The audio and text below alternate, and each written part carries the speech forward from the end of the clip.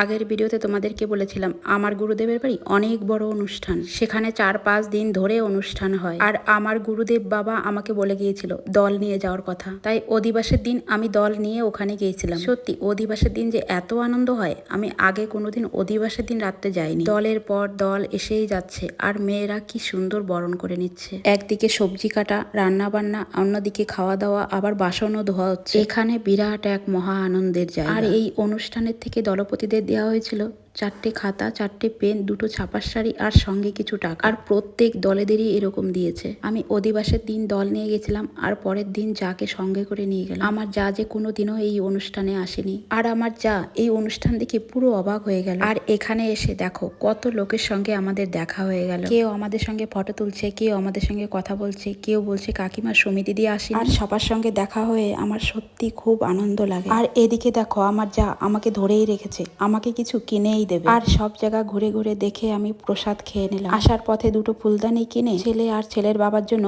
Egg roll নিয়ে নিলাম। আর বাড়িতে চলে আসবো বলে আমার গুরুদেব বাবার সঙ্গে দেখা করে আসলাম।